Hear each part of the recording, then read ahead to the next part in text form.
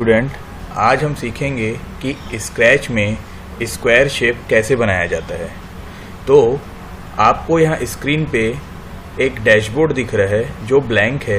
इस पे हमको सिंपल ब्लॉक कोड लिखना है। यहाँ पर आपको ये स्पिरिट दिख रहा है। पहले इस स्पिरिट को मैं चेंज करूँगा, जो कि आप यहाँ से कर सकते हैं। ये ऑप्शन दिया है चूज़ अ स्पिरिट, तो इसको आप सिंपल स्पिरिट में कन्वर्ट कर सकते हैं। जैसे मैंने एरो लिया और ये एरो में कन्वर्ट हो जाएगा। देन उसके बाद आपको एक स्क्वायर का डेफिनेशन पता होना चाहिए कि स्क्वायर के जो 4 साइड्स होते हैं वो इक्वल होते हैं। उसी की बेसिस पर हम स्क्वायर को यहाँ पर बनाने की कोशिश करेंगे। तो सबसे पहले आपको इवेंट में जाना है। इवेंट में आपको व्हेन क्लिक्ड लेकर यहाँ ड्रैग करना है। व्हेन यहाँ पर फ्लैग बना हुआ है, ये शो करता है कि जब आप इसको फ्लैग को क्लिक करेंगे तो क्या होगा, आगे का प्रोग्राम चालू हो जाएगा आपका। देन उसके बाद आपको यहाँ पर क्लिक करना है। इसमें आपको पेन का ऑप्शन दिखेगा। पेन में जाकर आपको इरेज ऑल करके ड्रैग करना है। जब आप व्हेन फ्लैग को क्लिक करेंगे तब ये सभी चीज़ों को इरेज कर देगा। देन उसके बाद आपको पेन साइज में जाके सेट पेन साइज करना है। इसमें आप क्या कर रहे हैं, पेन साइज को सेट कर रहे हैं 10 में।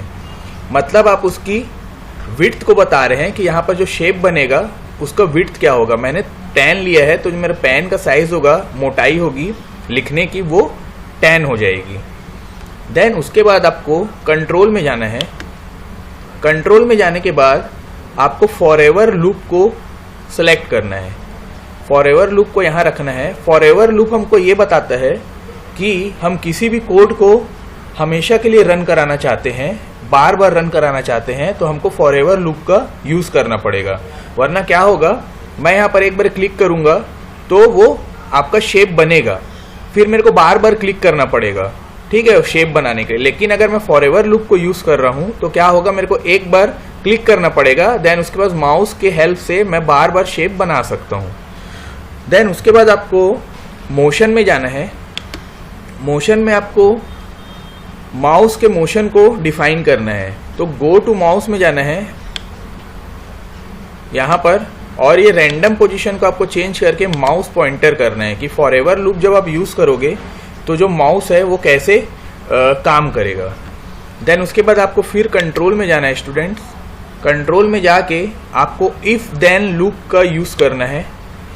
इफ़ देन लूप आपको बताता है कि अगर आप किसी चीज़ को करना चाह रहे हैं तो वो कैसे होगा।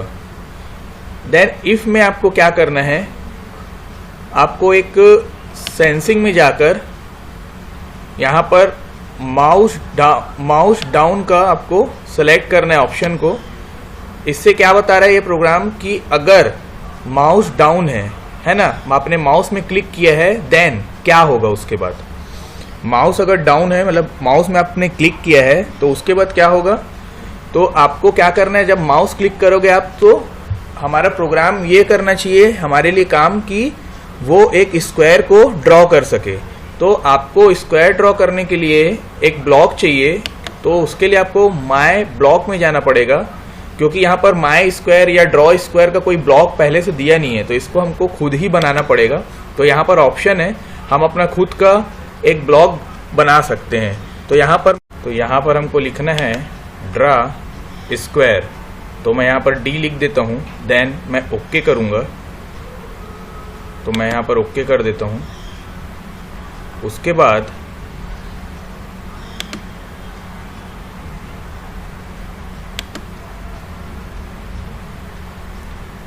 बाद में यहाँ पर आप देखेंगे डिफाइन डी करके आ रहा है ना, मतलब ड्रॉ स्क्वायर है वो।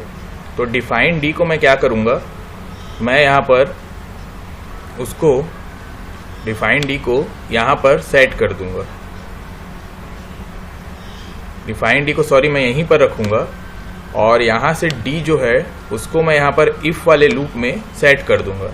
देन मेरे को ये कोड क्या बता रहा है कि जब मैं फ्लैग को क्लिक करूँगा तो सभी चीज़ क्या हो जाएंगे, इरेज हो जाएंगे। जो पहले से अगर मैं कुछ वर्क किया हूँ तो इरेज हो जाएगा। और क्या होगा, पिन साइज जो है 10 सेलेक्ट हो जाएगा।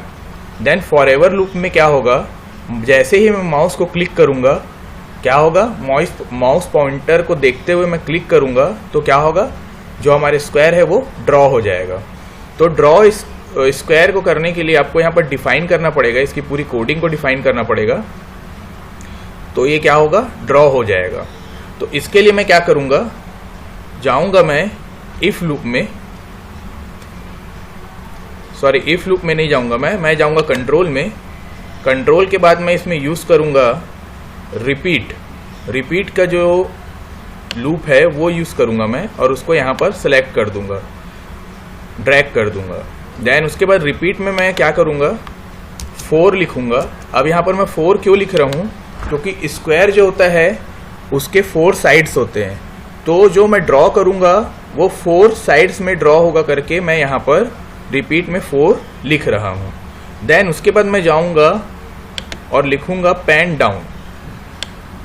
जब मेरा पेन डाउन होगा तो क्या होगा, देन उसके बाद मैं जाऊंगा मोशन में और वहां पर मैं सेलेक्ट करूंगा मूव स्टेप्स। मतलब ये जो पेन है जब ये डाउन होगा तो जैसे ही पेन को मैं लिखना शुरू करूंगा अपनी पेन से, तो वो कितने स्टेप आगे बढ़ना चाहिए, वो कम से कम मैं 80 स्टेप ले लेता हूँ। मतलब उसका मैं एक पैरामीटर ले रहा हूँ कि ये 80 होना चाहिए, 80 स्टेप वो आगे जाना चाहिए।